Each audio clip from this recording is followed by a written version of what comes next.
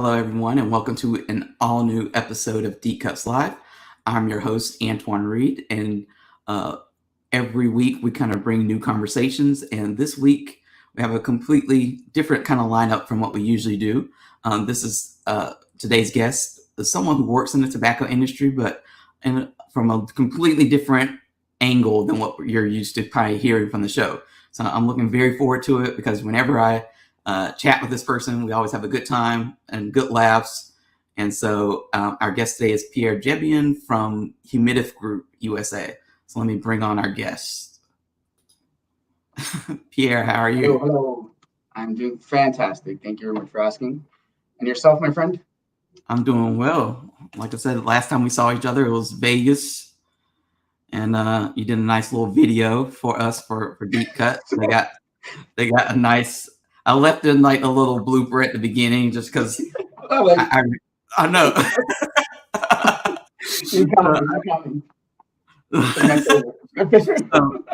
I'm like, Antoine, but it's awesome.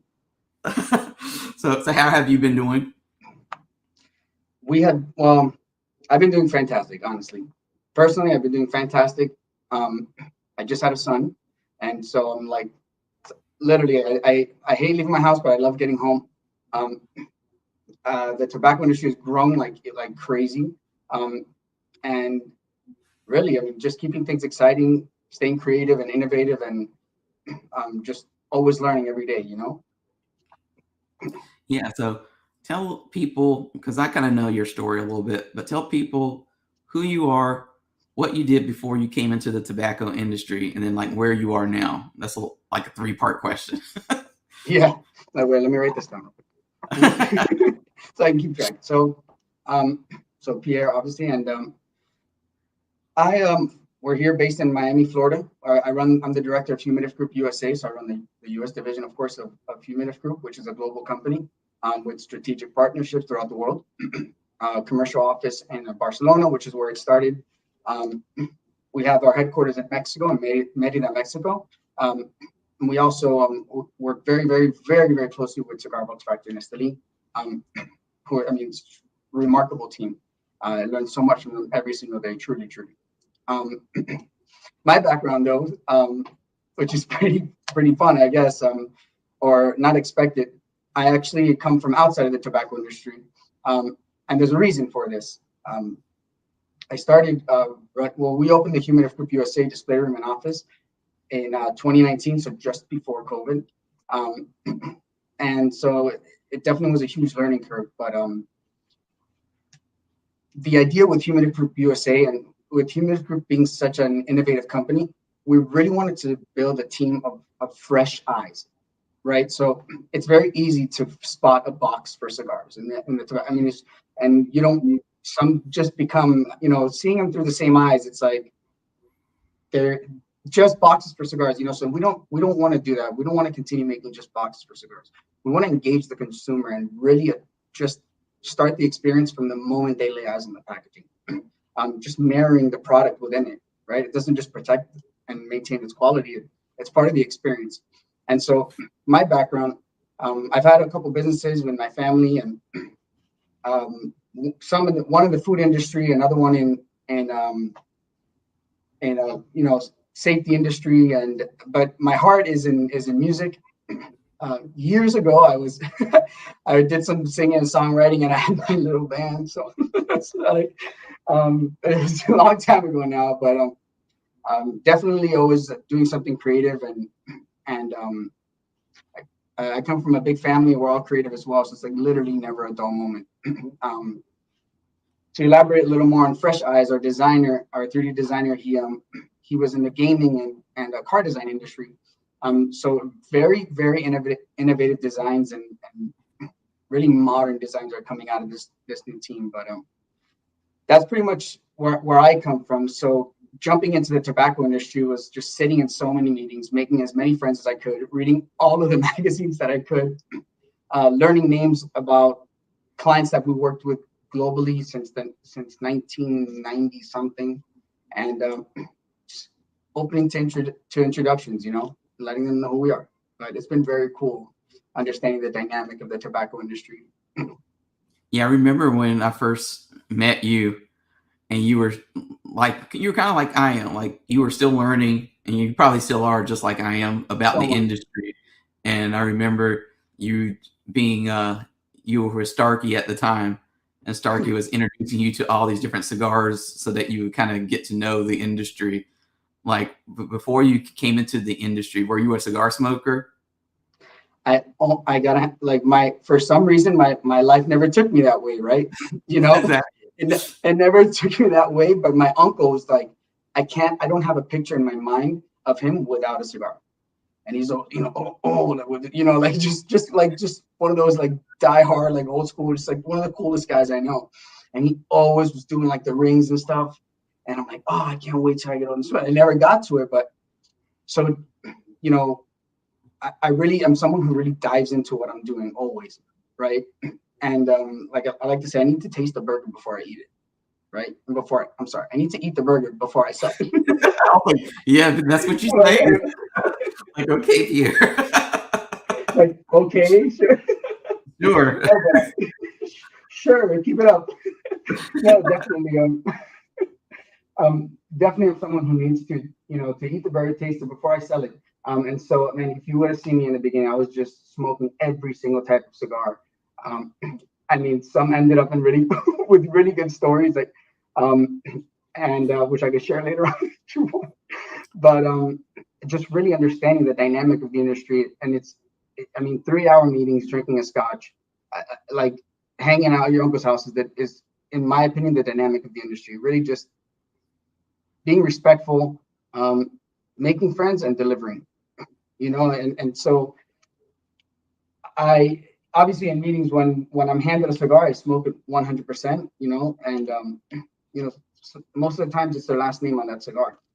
So it's important to them. It's important to me. And but no, I wasn't a cigar smoker before this, so that's what I'm saying. Like it's an understanding the dynamic was really interesting. Um, and then seeing the dynamic adjust during COVID was very, very interesting too. Um, but like you said, I'm learning every single day. Now, before we went live, we were talking, just chit chatting and stuff, and we were talking about technology, because HumidifGroup isn't just about making like cutesy humidors or cigar boxes. It's about kind of bringing technology into the packaging to make smart packaging. So we were talking about how difficult, like it sounds easy, but it's probably a little bit difficult because the cigar industry is so traditional, and they're not. So a lot of people in the industry are not as technology inclined as we would like. So, what's been your experience trying to bring, like I said, technology to like explain to people why they need to kind of maybe upgrade their packaging to include this special technology that you all have to offer? So that's like such a good question, right? And just to give a little bit of background on HumidifGroup, yes, we do packaging, right? And that's really what we specialize in, developing and designing high end and high quality packaging for the tobacco and spirits industry. That's what we do. That's what we specialize in.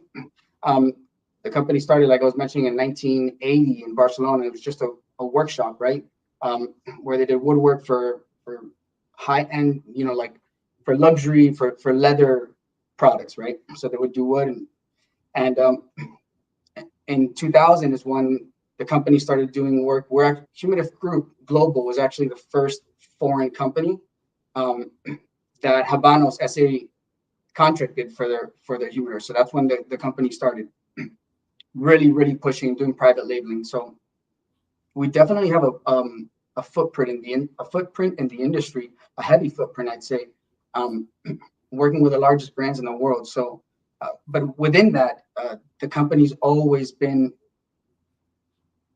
like to foresee things that are happening, right? Always love to be so innovative, to always be the first, whether it's personalizing hinges on a box, using the beautiful metal stickers with the relief on top. I mean, these are all things that we've done since early 2000s, and we see it more and more in boxes now. But being such an innovative company, uh, we we now are let's call it enhancing the experience, right, in packaging. Um, we in the tobacco industry, we see like this barrier in marketing. I mean, it wasn't, and I say it no shame. It wasn't until I started working in the tobacco industry that someone's like, "Hey, have you even seen a tobacco commercial?"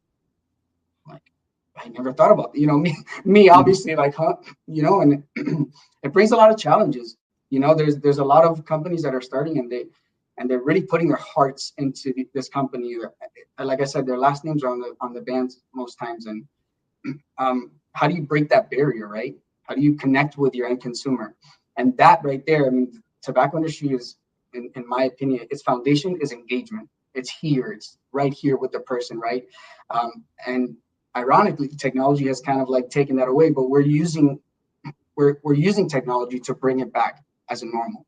And how do we do that with smart packaging, right? So to answer your question, we really, what we're doing is we're using packaging because everything is packaged, right? I mean, everything is packaged, but we're using our packaging now to create a direct channel between your brand and your end consumer.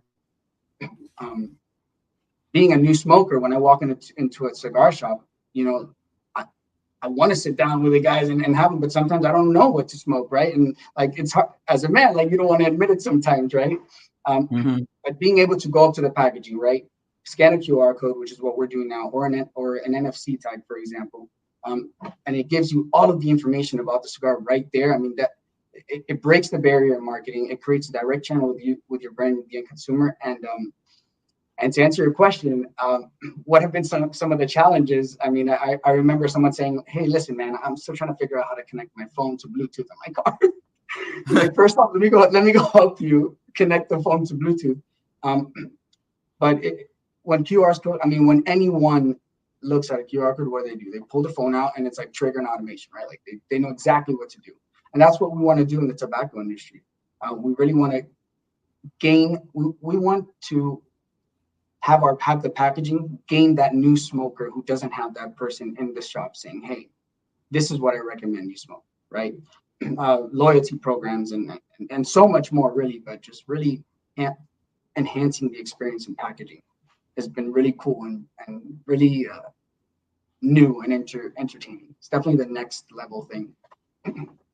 Yeah, and you were saying that you all use NFC technology, which is everywhere, because when we're at the trade show, for example, I kind of rethought the whole business card thing because it seems like every time I get business cards printed, there's something that has to change on it anyway, so it boils out the whole business card. So you and I were talking at the trade show about how we've switched to, like, I think Dot, or there's several other companies that are making like little business cards where it's like a nice presentation and you just tap it to somebody's phone and it's using the NFC technology where it comes up, and therefore you don't have to get anything printed and you can update it as you need, which is, I think, really cool and exciting because, I mean, it's just part of that COVID thing. And I have here too, like, I was trying to think of, when I was thinking about today's interview, I was like, what are different things that use NFC technology? And, I'm a big into my little Nintendo Switch that's over there in the corner that never gets any attention from me these days because I'm so busy, but they have something called Amiibos. And so this little figurine here, Kirby. Oh, no way, it has it? Kirby. So at the bottom of this, at the bottom of this thing, you can't see it here, but so this is a figurine, but it has NFC technology in the base of it.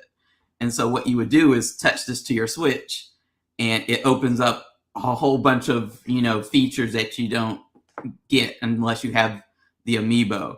And they have the NFC cards that you can buy if you don't want to open up the figure and all this kind of stuff. So the NFC technology is like everywhere. So when you think of applying it to the cigar industry, I think that's really exciting because, as you said, not everybody wants to ask questions when they're in the humidor. Right now there's a staffing issue because of the pandemic. So stores don't always have people, standing by who can go from the cash register area to the humidor to wherever you are to answer a question. So being able to offer this technology, I would think would, when I wrote a story on it for the magazine that I write for, and I remember we kind of positioned the story as having your own kind of virtual, like sales rep in the humidor, because That's it exactly. can tell you all that information without you having to physically be in the store, which I think is a pretty big selling point. Absolutely. Absolutely. And just to kind of piggyback on that, um, I I picture I always like to put myself in the position, right? So I picture myself getting a job at a retail at a tobacco, retailer, and like I don't know how long it's gonna take me to remember everything of every single cigar, and God forbid I mess it up out of respect, like I said, to these brands. I mean, it that's just being an employee. I mean, the owner alone. I mean, is it safe to say that all the owners know everything about every cigar in their stores? I don't know. It's a lot of information, right? So consistency and product knowledge, right, and educating the end consumer.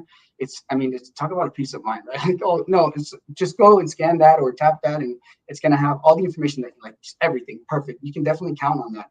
And the best part about it is, it can always be updated through the software that we've developed. The interaction within the interaction with the product, you can analyze, wow, we have a lot of interaction with this line of cigars, or not so much with this line. So you get to really analyze your business as well on the back end. But that goes like very deep into it, right? Like we were having a team brainstorm the other day. I'm like, look, when I buy a flight ticket, I don't care what engine the plane has. Like, I just want to make sure that I can get there and that it's reliable and it's good.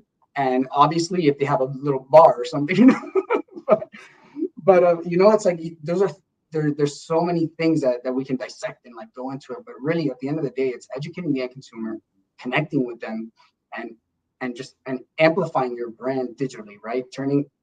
Giving that digital, that digital representative in every single retailer that you have your brand at.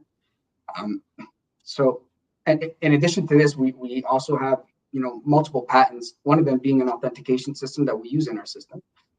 So working with our global company, working with Habanos, for example, one of the main issues obviously is counterfeit cigars. So that's really where the idea kind of generated over 2 years ago. I'd say close to 3 now, and that was kind of the core. And then it's like, wow, there's so much more that can benefit. Everyone can benefit from the industry. So, but yeah, other things that have NFC technology, Disney FastPass. I mean, the Disney bands, when they tap and it says, hey, it's my turn for whatever to skip the line or to pay, which is remarkable. There's so many things. Apple Pay. I mean, it's defined by a gesture. Like the NFC part. So. Exactly. And like I said, and it's a big selling point because I think when you speak to a lot of the brand owners in the cigar industry, if they're a smaller brand and they don't have the money to hire a humongous sales force, that technology could help them at least kind of break through some barriers because it allows them to have a virtual presence within the humidor. Because like you said, when store owners have how many cigar facings and products in their humidor, and you think that they can just name off what's going to happen is that they might know 1 or 2 brands that really sell the most. But then if you're a brand that they don't know, I'm not saying they're going to do it on purpose, but they're just not going to push that brand unless they have some aid there to help them do the selling. So having that technology, especially if you're a smaller brand, it may seem like a big investment, but to me, it'd be completely worth it because it's like your own virtual sales rep there each time. Like if you're sitting there in a humidor and you say that cigar looks cool and it has scanned like some kind of shelf talker or whatever you want to call it, Exactly. a box that says scan here for more information. You're gonna like usually if it tells you to do it, you're like, I guess I'm gonna scan here and see what happens, and then poof, the brand owner could come up and say this is where the tobacco comes from. You can see it all, and you're like, wow, this is kind of cool. And you're like, I want to buy. Maybe it even gets you to buy a box just to have that presentation. So. And that's the coolest part about this, like I said, this can be updated through our dynamic web or through the dynamic web, right? And through our back office that we developed. So you can continue the experience. It's pre and post purchase, right? So you can have loyalty programs. You can, let's say in the experience, for example, deep cuts cigars, right? And you have an end consumer that purchased the box.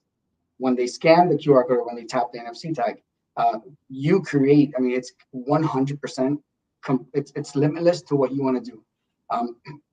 We have a really kick butt editor. We have an awesome editor in our back office, and it's essentially a WordPress what we've created, right? And more.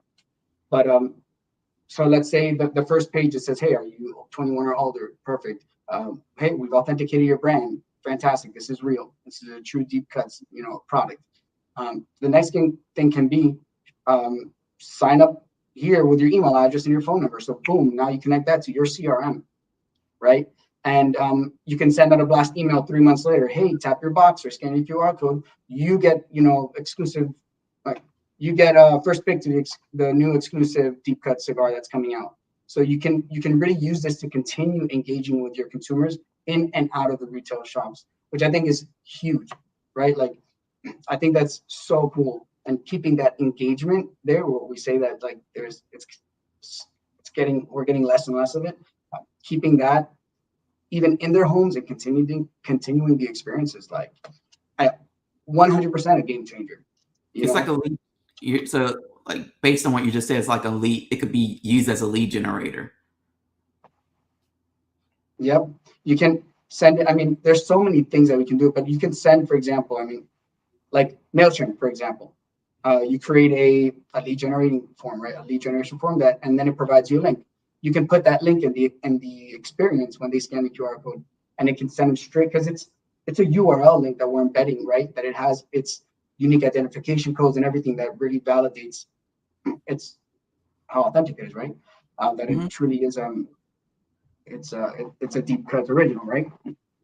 So you can embed this link in the experience, and when they click on that link on their phone, it takes them straight to your CRM, right? Any information they put goes straight to your CRM. So send an email blast to your CRM through MailChimp, for example, and then hey, engage with your box again, and you could see, what the amount of scans per box. It's really cool. It's really cool. Now, one of the first companies in the cigar space that kind of embraced your smart packaging was Michael Herklotz and Brendan with Ferio Tego. So kind of tell us how that came about and what you can share about that and that their experience. Like, what makes the packaging smart with them? Like, are they doing videos that pop up? Are they doing lead generation? What is that about? So first off, Michael Herklotz and Brendan, hands down, like two of the coolest guys two of the coolest guys that I know. Like, I've learned so much from them. Really, really. I mean, they're just so humble, and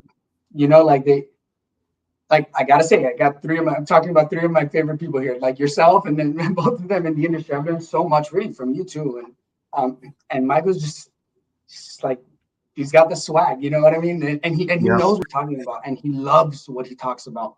Like, he really talks. The first time I met him was actually in Neptune, down in South Miami, at Neptune Cigars, and he said such a cool thing. And I'm saying this now because I see it being mirrored in his brand now. Obviously, this was 2.5 years ago. I'm sure he didn't know he was going to have a brand at this point, or maybe he did. I don't know. But he said, when we say handmade cigars, like it actually means handmade cigars. Like from the fields where they maintain and they keep the quality of the leaves, and then they pick them off, and then they age and so on and so forth. Then they're rolled by hand and everything by hand, put in a truck by hand, and they're stacked on the shelves by hand. And like, it was just so real, right? What he was saying, and something that you don't really think of. And that, what I love to say confidently is, in his cigar box, we developed those handmade. And so the same process of being handmade, I mean, obviously wood arrives to the factory, right? But everything beyond that is handmade, it's sanding it down. So we designed that, we developed that box at Cigar Box Factory. And of course, he loved smart packaging, and he's all about experience. So what the features that he's putting mostly now is really just product knowledge. So we used one experience to elaborate on both of his cigars, the Eleganza and the Generoso. So we launched a press release with him, and with that box, and with Feriotego, and we've gotten a lot of feedback. And like I said, being an innovative company, we're always listening to how we can make things better. Like this is where we learned people are more familiar with QR codes, right? So even though you're in just an Apple Pay in your mind is Apple Pay. It's not NFC. So now what we're doing is incorporating QR code above the NFC tag as a sticker, right? So you can either scan or tap, giving that hybrid, if you will. But the feedback has been really cool. The brand itself is remarkable and gorgeous and so elegant. And we really look forward to continuing to do it in all the productions to come. Really, I mean, and we're updating now the ratings that he received. We're updating that now on his experience so that, same boxes, and once they tap it, they have access to all that information. I think if there's anyone in the industry who would embrace the technology first, it would probably be him. I would think it would also be like maybe at some point it'll be Drew Estate, because they're all about that experience and just virtual stuff and technology to propel them forward. I mean, you see what they have done with the putting on a virtual show, and how all the other companies, it seemed like, who were doing that during the pandemic have kind of scaled back on that, but how they're still using the virtual and that technology to kind of, like I said, push things forward. So I wouldn't be surprised at some point if they came to you, or if they have not already, to have some type of smart packaging technology. And they haven't, then maybe if they're listening to this, I think it would be a good idea to put it on it, to push it, to do it. But I think it's something, like I said, that really all cigar companies, because like you were saying, it's all about engagement. And there's been this whole bit discussion over the last couple of weeks about how Instagram used to be the best place for a cigar company to get engagement and get the word out. And now they're seeing that for whatever reason, maybe it's a change in the algorithm or shadow bans of certain hashtags, but now they're getting far less engagement. So it's just like, what's next? Where do I go from here? Yeah. Right. Yeah, exactly. And it's like, what's next? And it's like, are they going to get that same engagement if they transfer everything over to TikTok? Probably not. Twitter is kind of like it's still a good platform, but it's not really for them. Facebook is Facebook. So smart packaging is like looking at how to like create your own little ecosphere and create your own engagement and your own materials is kind of like the next kind of frontier in the cigar industry. So I would think you all would kind of be well positioned to help people kind of, like I said, finally embrace this technology and use it for good. And I think we should start our own social media thing now. What do you think? It's like our own. I know. Yeah. We do. We have developed an app, and we're constantly making it better. I mean, again, we're learning every single day. We're working with developers from around the world and stuff, and getting to know a lot here. So like, I'm going to networking events, just really picking people's brain. They're like, "Oh, why are you asking so many questions?" We really want to like eat the burger, right? Like we really want to just understand exactly. We really want to taste and eat the burger. So, so we did develop our own app.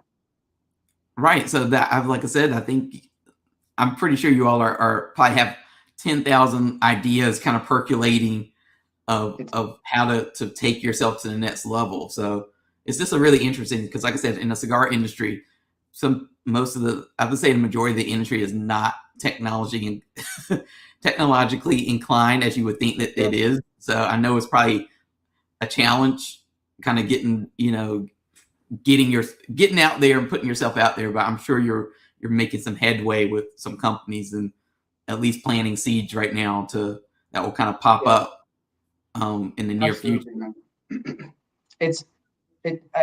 Like I tell everyone, like I was mentioning to you in the beginning, I truly feel like in every job I just make sure I deliver and I make friends, right? When I say make friends, like, hey, let's see if we can work together, right? And what I'm getting to is I feel like success is defined when people bring their resources together.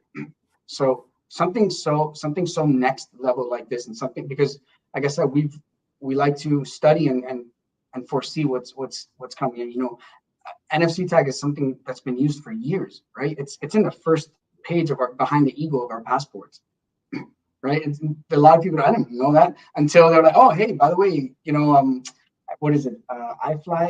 Simplify or something like that. One of those apps you have to download so that you have like the contactless check-in at the airport. I'm not sure if you've seen it, but it's like, oh, hold your passport by your phone. What? I had no idea about this. But there's yeah, like what? Like, oh, the files are in the computer.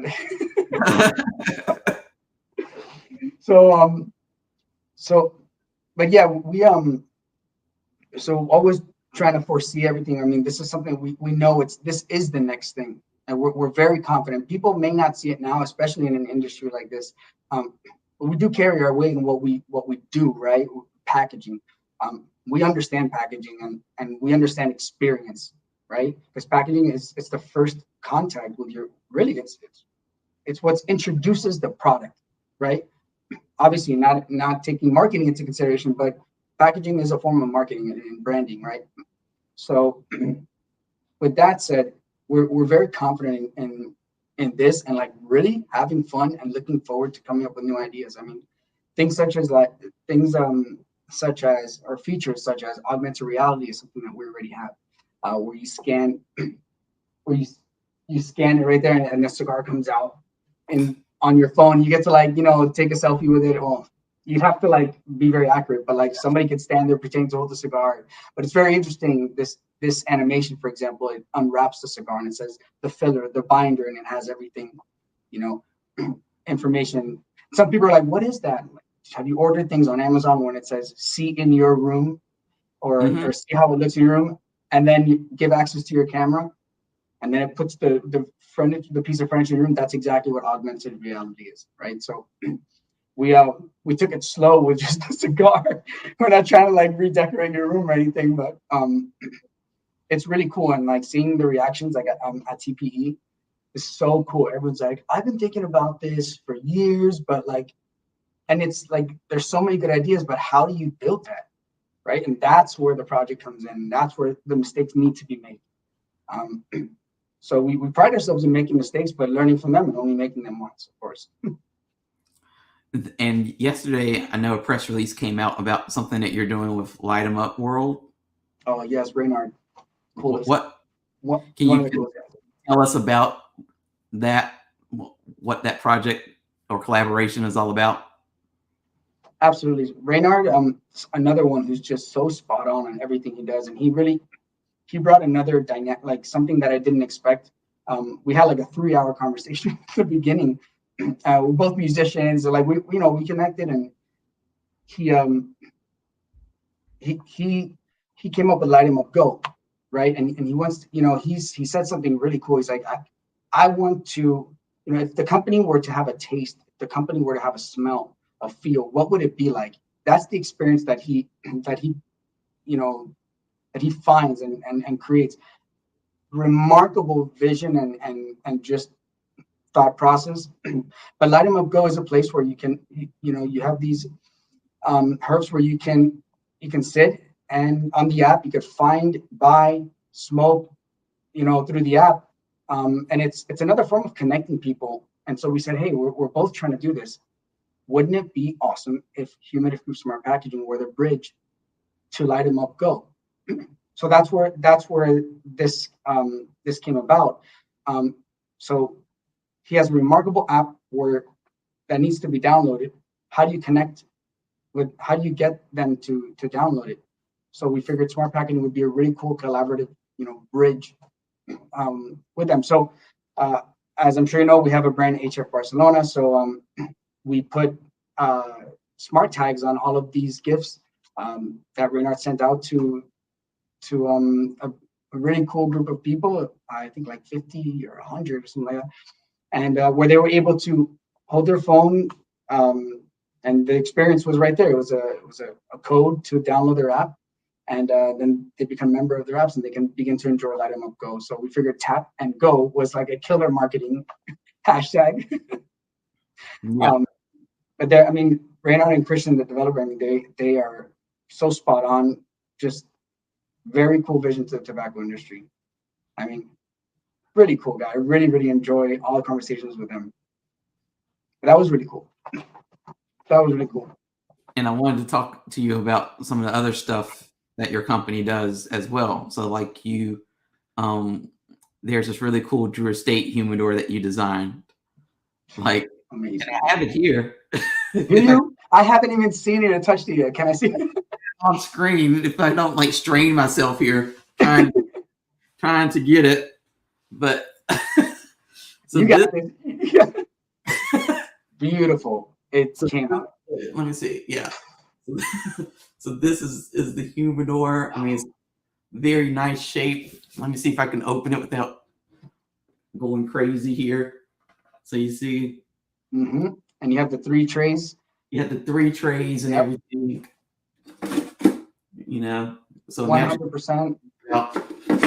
So 100% Okume wood.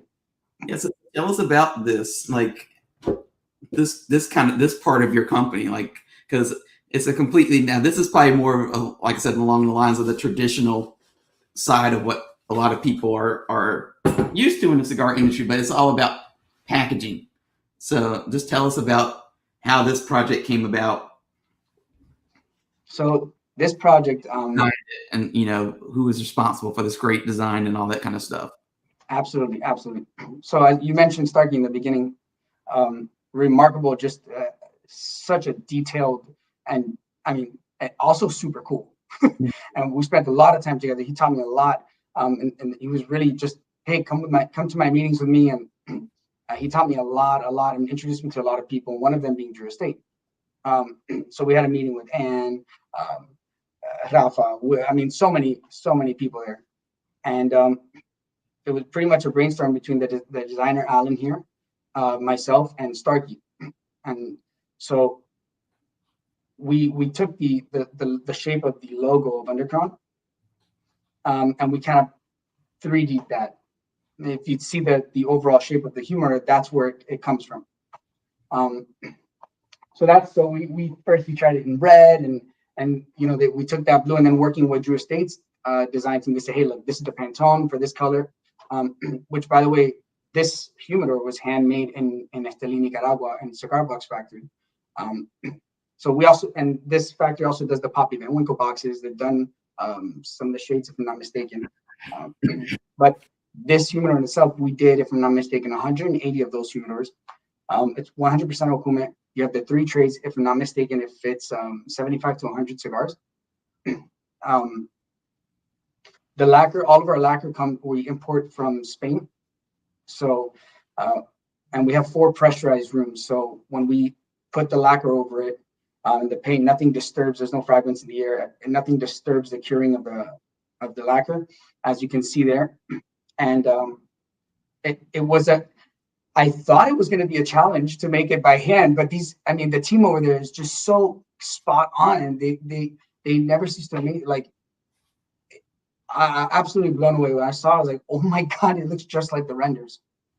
And that's one of my favorite things about product and packaging design development. I mean, we have designs that I literally sketch. I'm a terrible artist, like literally sketched onto our think board over there, and it looked, I can't believe they would even be able to come up or understand my drawing. But we have designs and then we see it and feel it in person, and something like that's handmade, that is just as authentic as a cigar, I like to think, was such a cool experience. And then Starkey a few months ago, or 3 months ago, he sent me a link to I forgot who was reviewing. He's like, check this humidor out, and it's like, it was on a reel on Instagram, and I'm like, it's just so cool. And I immediately called their director at Cigar Box Factory. I'm like, send me one of these things, man. He's like, you don't smoke cigars? I'm like, whatever. It's beautiful, but we're finally getting one to have here in our display room. Awesome. It's just like so about cool. Yeah, right. Like, it's been like, honestly, so one of the coolest, or like, I definitely say patience is like the number one thing when you're developing a new product. 1 millimeter off can like 1 millimeter off just throws off the entire. Oh, the cigars don't fit inside now, so we have to do another production. Thank God we haven't been there, but We started working on that about it. I mean, COVID hit in the middle. It was like a year and a half ago, and they just came out. So it's really, especially making things by hand, it's just like, it's really, it's a moment, right? Like you see it and I appreciate packaging so much more. Like when I walk into Publix, especially a tobacco shop, but that project was like, I'm dying to get a call like, hey, you guys want to do another run? Because it's just it's such a special project.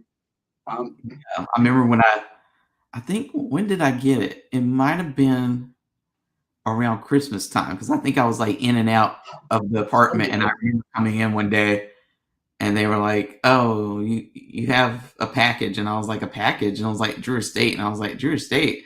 And I opened it up and it was like that humidor, and I was just like, "What?" Like, what is this? I don't think I saw like many, and I think it was a very like exclusive run. I mean, obviously we only did 180, and Drew Estate makes noise. Like anybody knows Drew Estate, but it was a very. I mean, you tell me. I imagine I didn't see that many like posts on it or anything. I Which I kind didn't. of felt a little cool. I was like, Yeah, I think I know at the end of the year they try to do something nice for the media partners, and then the retailers, some special retailers. So, but I haven't seen a lot about it. So, like you said, I saw one or two people post about it, and so it was like then I was surprised to find out, like I said, that you and your team worked on it. So it was a very yeah, nice. I mean, I have some nice.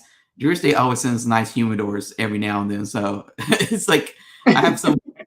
It's nice to have something nice to put them in, other than like a storage container at this point. yeah. So Um, if you don't mind me asking a question, okay. what's your take on it? Like compared to other humidors, like what do you see? Not what the industry lacks, but as far as like design, like humidors. Let me rephrase the question. What's like with your experience in getting all these things right? Mhm. Because like what's your I don't know. Have you ever thought of like a crazy design? Like, it'd be awesome if we do like this type of humidor or like something. I don't know. No, I haven't thought of a humidor, like if I were creating a humidor. I mean, if I were creating a Okay. humidor, it would probably be kind of like what people see on the screen here. It will be a little bit of 80s influence, because I feel Love like that. there's enough black and gold and browns and maroons in the cigar industry. So I would want something that kind of really pops and feels a little bit eccentric in 80s, because I'm all about the 80s stuff. So something that looks like it'll probably fit into the background of like an episode of Facts of Life or something like that, or Dynasty, or Dallas or something like that would appeal to me personally. I mean, Very but cool. like I said, I look at the humidors because I have like a humidors, not display like there should probably be, but I'm in like a small little apartment. So what I liked about this humidor was like you said, I didn't know the story about how the design came about, but it's a completely different shape, and so you interact with it a little bit differently than you do usually. The humidor is just a box. Yeah, yeah. It's just a nice looking box, and that's it. But this one was like I said, like just the different angles and the way the light hits it. It's like nice and glossy. It's just something that you obviously want to display. So I like that. And then when I open it up and had like the three trays in it, that was something else that I like, because usually you maybe get two trays, if that. But Mhm. had three trays in it is just nice, because you don't have to sit there and dig through dig through stuff. I know you're like, Then they roll down. right. So the fact that you can just like lift up the tray and get to the next layer and lift it up, and I'm all about organization anyway. So Me too, man. I Big love, time. Big time. Big time. I'm like, okay, I want all, because I have another Drew Estate humidor, and it's like I'm looking at it because it's like big, and I don't know if you see. Let me see if I The can. undercrown? Is it the other undercrown one? Because there was another blue undercrown one. It's not an underground. This one's like a Year of the Rat, and I'm gonna see if I can show it. I don't think I have the key to it out anywhere yet, but you see. Oh yeah. So this is my That's other, beautiful. and it's nice, and it has like all that kind of stuff. And it's kind of Oh, like it's a that, digital. the lacquer, and it has like trays and stuff. But if you were to open it up, it's organized in that same way. Oh, wait, I did find the key. Yeah, I was gonna say it sounded like the key. It Yeah. sounded like the key on the floor. So yeah, so I'm sitting here trying to open it up on screen, but let's see if I can get it. Yeah. So we got to do an NFC key fob where like you hold like the new Range Rovers that you just like hold it. They come with a bracelet, you tap it. People are this, like I like all the I like to be able to just go where I need to go and like find what I need. Yeah. Have Undercrown here, and people can see what you're talking about. I guess the Undercrown label. Yeah, that's it. Of that, so where it all started. Yeah, so I think it's a cool project that you all were able to do.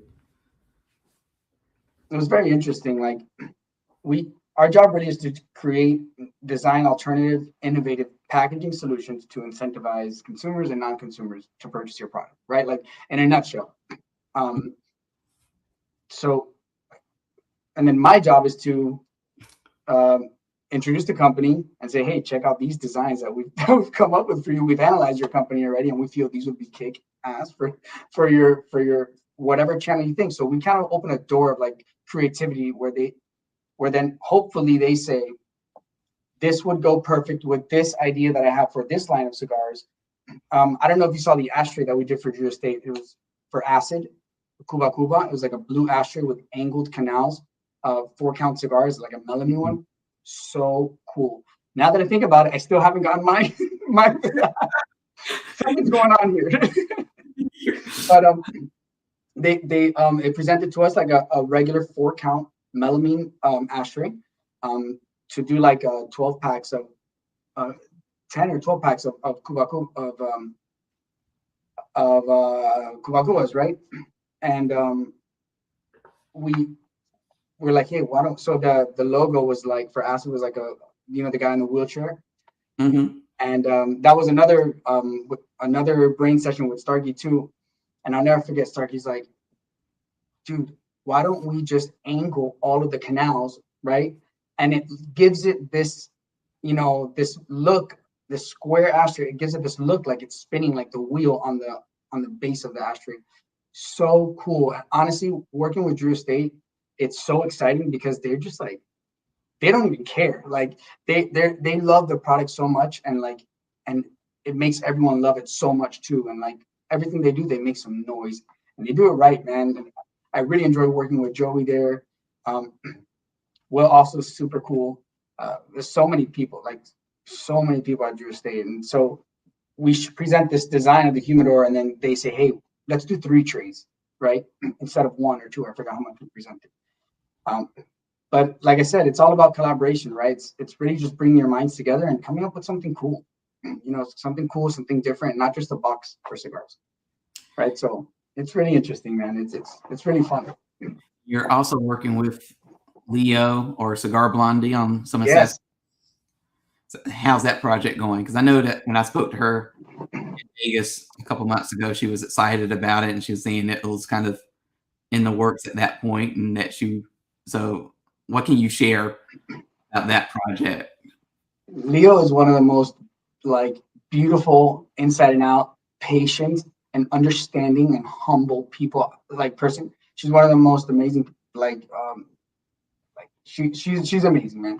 Her and her husband, we've been working together a lot, and we had a lot of like trial and error, if you will.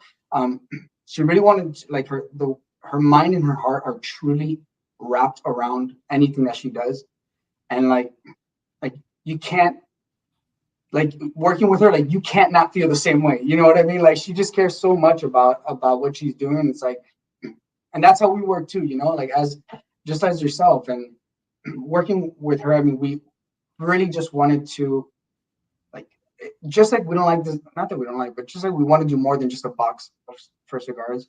She wanted to really, I mean, the ideas weren't great. Like they were amazing ideas. We finally filtered ourselves down, and she really wanted to create a high-end gift set, right? That can mean something, right? That doesn't just light the cigar. So we did like a flat flame.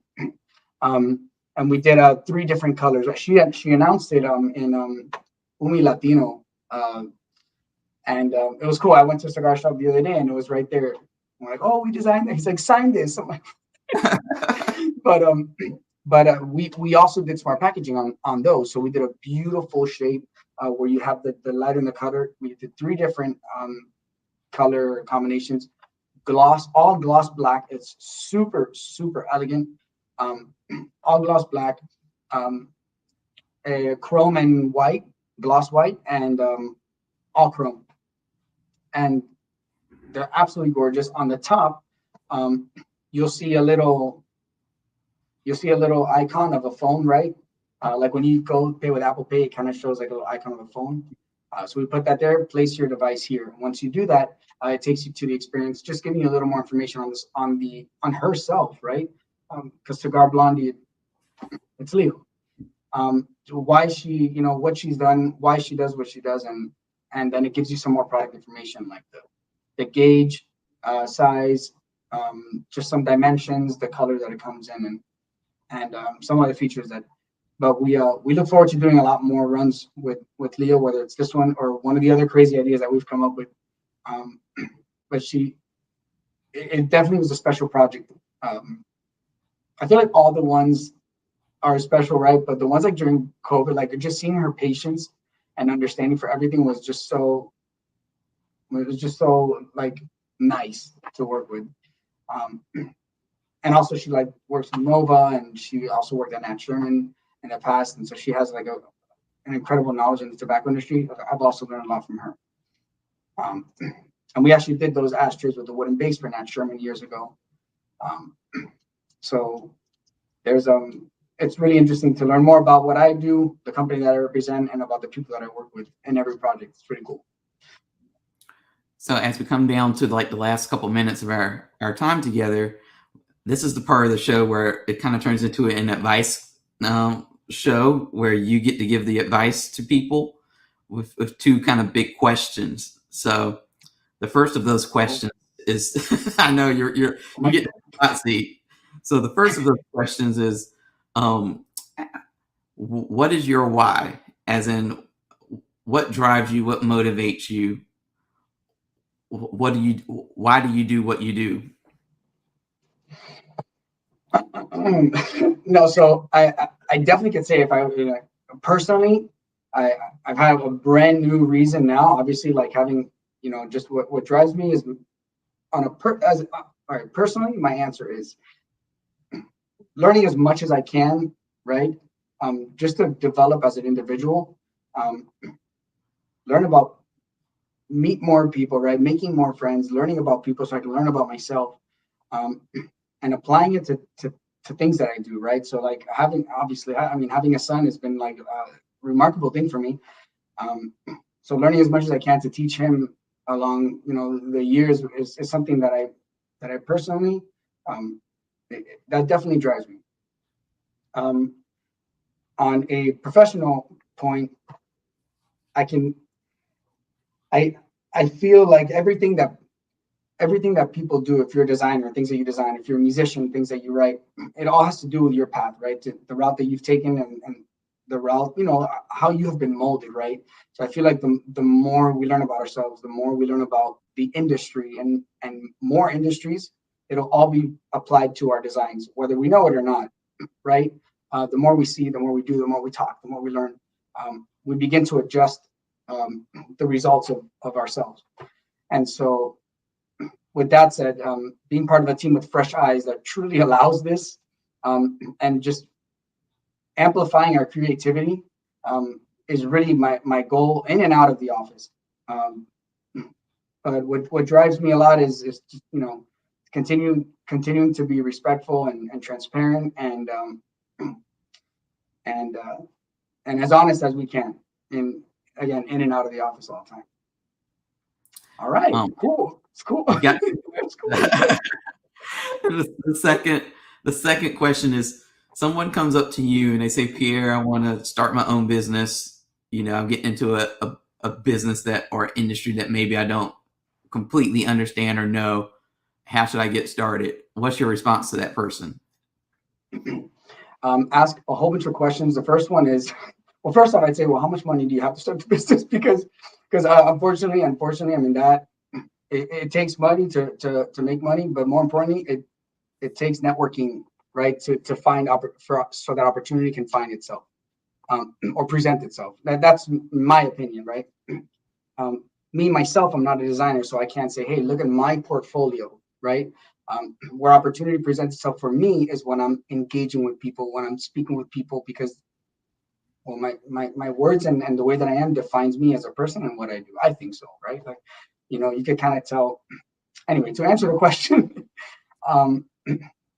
I'd say ask as many questions as you can.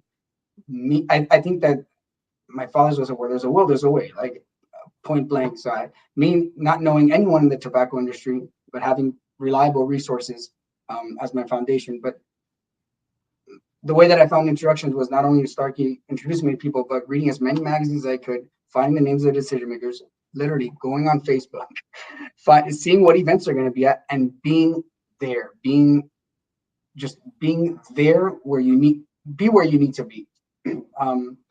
Worst case, they say no, but you get your nose out of the way to get to your yes faster.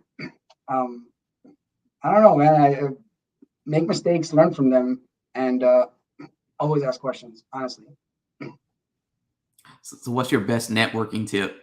Because it seems like you do. That's a big part of your job is networking and speaking to people and expanding your network outside of who you know. So what's the best way that me and other people out there should be networking?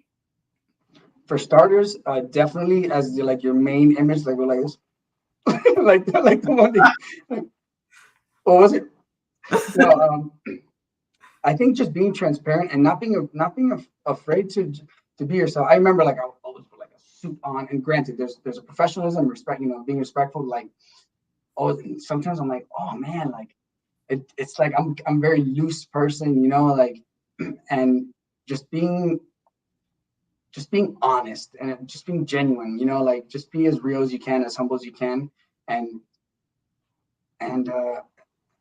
I don't know. I'm all about respecting stuff, and I feel like opportunity presents itself when you treat others the same way. And I know it sounds super cliche, but I have to be honest with you. Right?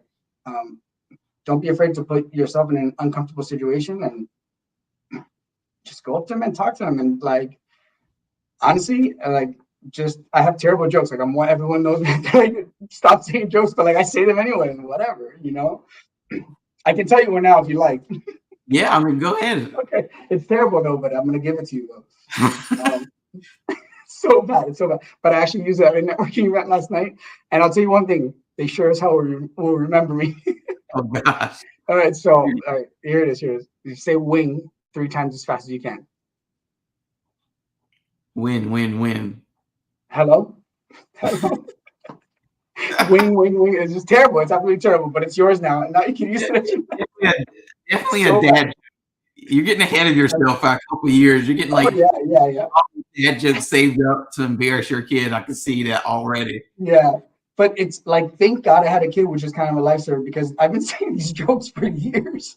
And my kid is just 11 months. But anyway, what I'm saying is just I don't know, be yourself and be honest and get uncomfortable. Get uncomfortable, make mistakes, learn from them, only make them once, and find the opportunity. I don't know. It's cool.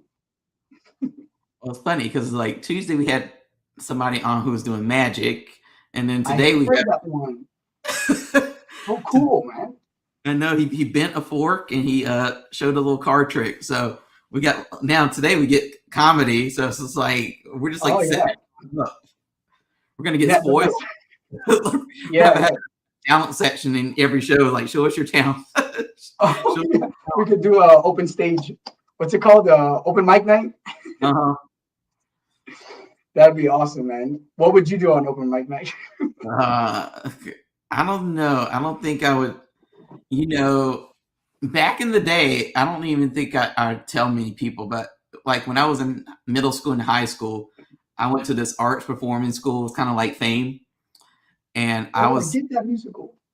And I was in the choir for a long time. Really? for multiple years. And for somehow it's like I went from being an alto to being a soprano, a male soprano, only two in the choir for like years up until What? like high school. And then it was like, the teacher's like, oh my gosh, I think your voice is finally changing. And I was like, wow, cool. And she's like, yeah, you be able to switch. And I was like, oh, I don't want to switch now. It'll be weird. But at the end of the senior year, we had a talent show, and it was like a cabaret type thing where everybody was like, it was part of your grade to perform. And Okay. I remember that kind of question came like, what are you going to perform, or what are you going to do? Or you had to audition. It's like not everybody got to do their thing. So I Hmm. was like, oh, no. So me and my friend, we reenacted the Dirty Dancing, the big No, number. you didn't. That's So amazing. well before that was in the days of VHS. So that video does not exist online as I know it. And I remember practicing that dance nonstop, like just like in the movie how they were practicing. We had to practice just like that, and we would like find like a practice room, because it was like downstairs in the basement of this building, and the choir room was here, and the band room was at the other end, and there was like all these little practice rooms in between, and we would practice after school for like 2 or 3 months, just put paper up to the window and practice this Dirty Dancing thing. And I just remember, when it came, and we were very secretive about it. We wouldn't tell anybody. Like people were like, what are you all doing? We're like, you can't, it doesn't Don't matter. know. Like, yeah, like you can't know. And so the night because there was like two performances. So it was like the first performance, we were super nervous. Because when I say we did the Dirty Dancing dance, I mean like all the different parts of it. Like I was baby, and he was like Patrick Swayze. So I had to learn all her Okay. moves. And I remember watching that movie That's really nonstop. impressive. That's pretty impressive, man. And I remember, and we even did the lift. And that was the thing. And it was like doing a lift in like a small space where it's just like, we really hope this works like on stage, because we couldn't do it. We couldn't practice like on stage. Like when it came time to Right, right, practice, right. our teacher was like, okay, everybody, like you got to leave the room. You got to leave the room. Like, and they were like, why? But like, she's like, you just got to leave the room. Like, this is a special performance. And we were like practice a little bit, but we didn't do the lift. It was just like in a movie. And how we staged it is like we wanted during the performance, we had basically like a Trojan horse kind of situation where he was getting ready, and we had the music and it was playing, and then a girl comes out and then she says, oh, I'm sorry, I'm sorry, Adam, I can't do this performance with you. And we thought it was like pretty staged where people would know it was like fake. Right, right. We forgot that it was like older people in the audience, so they felt really bad for Adam, who was like doing the Patrick Swayze part, that, oh my gosh, this poor boy, like he's getting ready to do this performance and his partner's just like, he like gypped on him. And we thought it was like fake so people would know like that was supposed to happen. And so then he was like, we staged it. We had all this worked out. And he was like, oh, you're going to come on stage, and, Jenna's going to say she can't do the dance, and everybody's going to be like, oh my gosh. And then you're going to say, I got to find somebody to do this dance with me. And I know I have somebody, and then you're going to pull me on stage, and I'm not going to want to do it. And we're going to like do it. And that's how, and this is like the best, this is the only time I've really done anything like this before. And so we do this whole thing, and he's like, Antoine, and everybody's like, Antoine. And they're like, because I was like super quiet. Like I never said anything in school. I was like, people thought I was like mute. And No. never said anything in school. Like I was always like in the corner. I was like really like the baby character. I was like never said anything. And he pulls me on stage, and he's like, you got to do this dance with me. And I'm like, no way. And everybody's like, ah, oh, like the audience is like laughing. And then like we queued up the music. So it's like, that I have time in my life music. And then we break into like that whole, like, like him like running his hand down the body and stuff like this. And we can get away with it back then because it was like the early 2000s and stuff like that. Because it was And it was fun. like, It was yeah, and people were like fun. dying laughing because they didn't know like it was going to go on. And we did like the whole dance, so like the whole twirl and stuff, and That's the dip amazing. and the shaking and like the whole like dipping on the music. And then we got all we switched all the roles around. So we had all the other tenors in the choir come out and do like the little dancing around in the club like they were doing at the end, and then we got ready to do the lift. And I just remember saying like, this is either gonna go really well or I'm gonna get on stage, because we never did the lift like on a stage, and we. And I did like the run, and just like you see in the movie, you have to do the run, and you have to do like the little pop into the air, and you have to like just like pray to God that it was going to happen. And he caught me and he lifted me, and then the whole audience just like died, and it was just like crazy. So if I had to do talent, it may be something along those lines. It may be Dirty Dancing. We'll make sure to do it at a place with a big stage then. But yeah, exactly. But that we aren't getting anywhere. Exactly. And it's gonna have to be somebody who's like obviously worked out, because I've obviously put on a couple pounds since high school. So it'll have to be somebody who's ready. So yeah. We'll just get like our own booth at PCA, and like whatever. We'll get like a 20 by 20, like with some solid room. We'll get a DJ out there, and like we'll put a little stage with a mic, and that's it. And then this open mic night. See, this is why I like talking to you, because we always have a good time. It's always interesting. It's always off kilter. So thank you for coming on the show today. Before we go, for those people who are not watching this, which is, I think they should definitely, if you're not watching this live, you should probably go on YouTube to see the tears that are in our eyes right now, just from the craziness of this conversation. But for those who are not watching, can you tell people what website they need to go to for more information? What social media they need to follow for HumidifGroup? Just like give all the boodle. So our Instagram, it's Humidif. It's like the word humidify, but without the Y. So knock that Y out there. HumidifGroup USA, or HumidifGroup. So our Instagram is at HumidifGroup USA.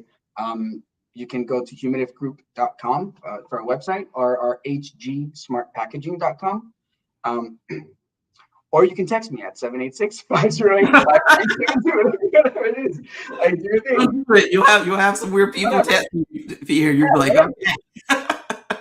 You shoot me a text, like we'll talk, like whatever. Like I said, make friends and deliver, man. That's worst case, like I got a great story out of it, So, but yeah, that nice back in the must have been like late 90s. They used to have, when they could have sets chat line commercials on TV late at night or whatever, and there's that one that was that would come on, and they would it was like all these girls, and they were like really cheesy looking, and it was like at that weird time in culture where people were trying to get out of the 90s and the cheesiness and getting into the 2000s, and they had like jingles still in songs. And I remember she was like, I think the song was like, "We can have a really good time, just call me, pick up the phone." So that's what you're gonna like. You're gonna get people who are gonna call you like that. Innovative techie packaging. Like, no, that's it. We're doing it. Like, we have to start like our own marketing company or something. Oh, of course. Yeah, we'll kill it. We got the dancing. We got the mics. We got the writing. I mean, what else do we need? Exactly. Let's do another deep cuts.